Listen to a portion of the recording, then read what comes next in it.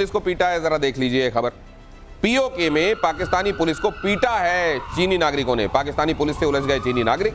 चीनी नागरिकों और पाकिस्तान की पुलिस के बीच में जबरदस्त मारपीट हुई है। पहले भी चीन अपने नागरिकों की सुरक्षा को लेकर चिंता प्रकट करता रहा है और अब शायद लगता है कि ये कह दिया गया है कि पत्थर अपने हाथ में ले लो, कानून वहां का अपने हाथ में ले लो, क्योंकि उसके अलावा तुम्हारी रक्षा और कोई कर नहीं सकता। देखिए, ये गिलगित बाल्टिस्तान का वहाँ हुआ है जहाँ पर से सीपैक अंदर घुसता है। वहाँ पर दो हैं। जहाँ से चाइना की गाड़ी आती है तो कोई इसको चेक नहीं करता, मगर जो है यहाँ पाकिस्तान की गाड़ी को जाती है चाइना में देने के लिए, तो उसकी इतनी चेकिंग होती है कि भेज ही नहीं पाते। अच्छा। और वो उनकी चीजें यदि पेरिसेबल खराब हो जाती, तो खास करके गिलगित बाल्टिस्तान के लोग बहुत परेशान, तो उन्होंने ब्लॉक कर दिया, उनके पास को ब्लॉक कर दिया। और इन्होंने अभी ये बंद है तो, और इनको तो नमाज नहीं पढ़ने देते वहाँ चाइनीज जो लगे हैं सीपैक के ऊपर में।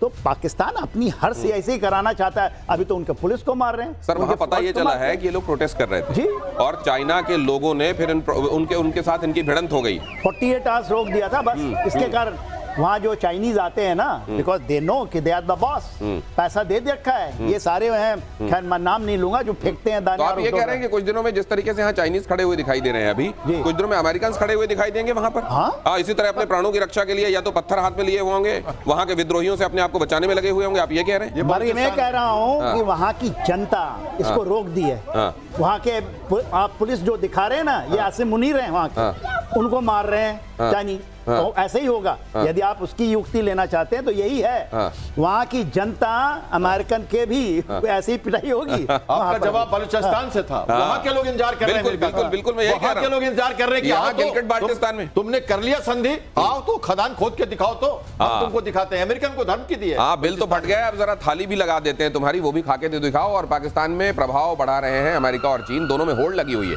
पाकिस्तान को लेकर चीन और अमेरिका में एक कोल्ड वॉर सा चल रहा है। चीन अमेरिका के साथ डबल गेम कर रहा है। दोनों मुल्कों के साथ डबल गेम कर रहा है पाकिस्तान।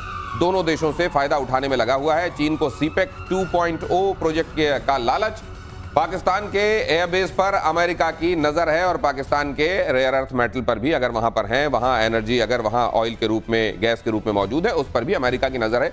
कुल मिलाकर ये क्या पाकिस्तान बहुत अच्छे तरीके से दोनों को मूर्ख बनाकर अपना उल्लू सीधा कर रहा है, या फिर यही दो नावों की सवारी आखिरकार पाकिस्तान को डुबाने वाली है? जनरल सिन्हा, देखिए, आसिम मुनीर साहब हैं जो इन चीज़ों को किया है। वो सपना दिखाए हैं पूरे वहाँ के जो भी 22 करोड़ आबादी है, 25 करोड़ की आबादी को, कि हम $1 ट्रिलियन की इकॉनमी हो जाएंगे और धीरे धीरे जो 4 ट्रिलियन के डॉलर भारत की ये है, हम पहुँच जाएंगे। ये सपना दिखाना मुंगेरी लाल के सपने से ज़्यादा कुछ नहीं है। आप एक रोटी का टुकड़ा रख दीजिए और बंदर की तरफ बांट करने के लिए सर, लेकिन अगर पाकिस्तान को देखिए तो पाकिस्तान के लिए चाइना ज्यादा मुफीद इस मामले में था, इसलिए क्योंकि चाइना को वो शख्सगाम भी दे दिया है उन्होंने। भारत को भी उसके जरिए कहीं पर ये दिखाने की कोशिश करते रहते हैं कि देखो चाइना हमारा साथी है। दूसरे ये भी कि उनकी प्रॉक्सिमिटी है, करीब ही है।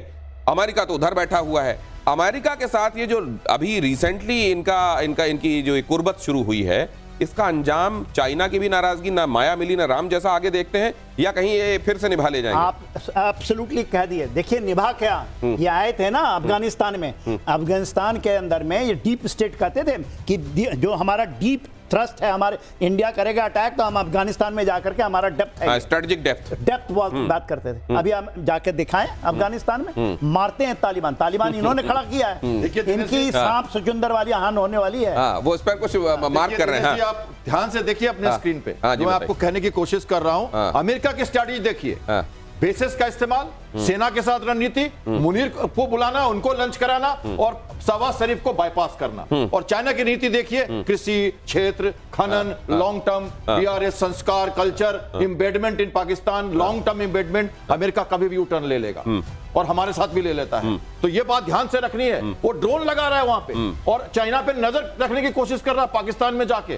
खनन वगैरह एक और मुद्दा है, कुछ और भी देख रहा है अमेरिका। वो अपनी व्यापारिक नीति से चलता है। तो ये आप जो कह रहे हैं ना, दिखा रहे हैं दर्शकों को, इस पर ध्यान देना है कि चाइना लंबे समय से जुड़ा हुआ है पाकिस्तान में। अमेरिका अभी घुसा है, अंदर नहीं घुसता था पाकिस्तान में। हालांकि हम कहते हैं उनकी मिसाइल्स ये वो सब, लेकिन सवाल ये है कि क्या चाइना की जो अभी तक उसने नजदीकी को एंजॉय किया है, क्या उससे भी जाएगा? और अमेरिका भी बियॉन्ड अ पॉइंट सक्सेसफुल वहां नहीं रहेगा तो एक बार फिर जैसे तमाम उसके एक्सपेडिशन कई बार फेल हुए हैं, अफगानिस्तान हो, इराक हो, तमाम दूसरी जगहों पर, यही उसका पाकिस्तान में भी होने वाला है क्या? और जब मोह भंग होगा तो बहुत बुरी स्थिति में पाकिस्तान को छोड़ के जाने वाला है क्या?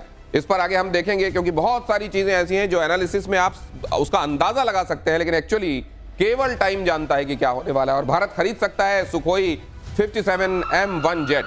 सुखोई 57 फाइटर जेट का एडवांस वेरिएंट रूस ने बनाया है।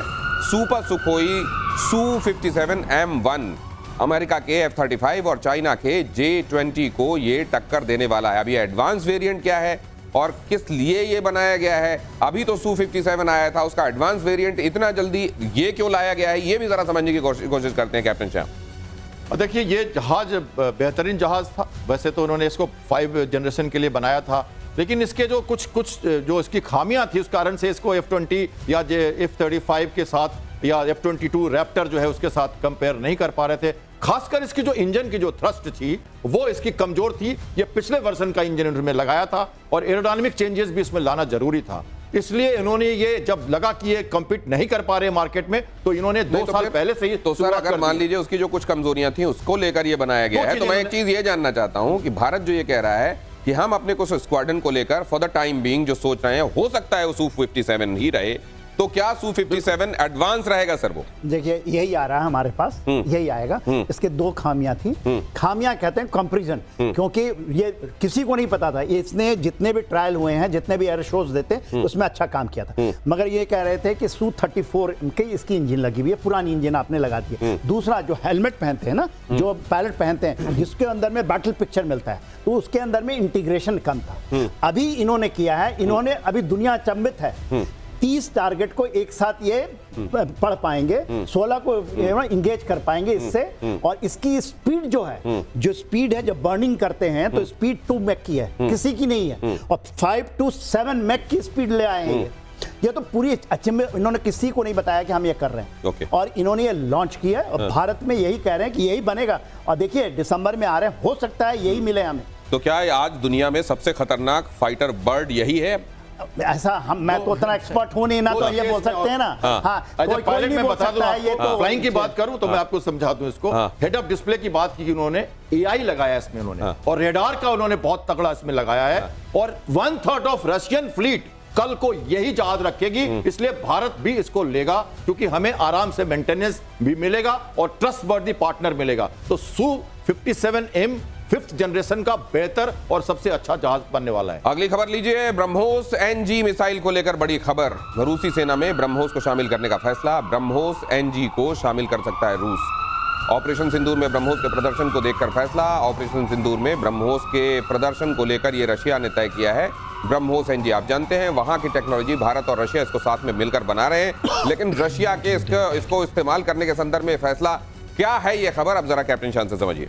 देखिए, 2 चीजें इसमें। एक, ब्रह्मोस का प्रोडक्शन जो हम कह रहे हैं कि हमारे पास कम है, और हमने लखनऊ में उसको हर साल 100 बनाने की कोशिश हम करने वाले हैं। अगले साल से 100 बनेगा, अभी तक 25 साल में 25 बन रहा था। और दूसरा है, इस ब्रह्मोस को जो हमारा प्रेजेंट वर्जन है, इसको लाइट करना, छोटा करना, और सी, एयर और लैंड से तीनों से इसको बनाना, इसकी स्पीड अच्छी करना और इसकी कैपेबिलिटी बढ़ाना। तो NG जो है नेक्स्ट जनरेशन जो है, ये अगले 2 साल में, जिसकी टेस्ट फ्लाइट 25 के अंत तक करने वाले थे, अगले साल शुरू हो जाएगी। तो दोनों 2 चीजें, एक है प्रोडक्शन बढ़ाना और रशिया इसको खरीदेगा, हम फिलीपींस को भी देने जा रहे हैं तीसरी बैटरी, और एक्सपोर्ट मॉडल इसका हम देख रहे हैं। और दूसरी बात, इसके जनरेशन को आगे बढ़ाना। तो जो दूसरा बात है, वो हमें वो मिसाइल देगा जो हमारे लिए बहुत ही बेहतरीन होगा, लाइट वेट होगा, और एयर से भी हम उसको लॉन्च कर पाएंगे, जैसे कि MiG-29। अभी हम MiG-29 के साथ इसका इंटीग्रेशन करने वाले हैं, और तब हम एक air to surface missile capable platform बनेंगे। और इधर उत्तर कोरिया के शासक को लेकर यह खबर देखिए, किम जोंग ने बेटी किम जू के साथ पहली विदेश यात्रा की।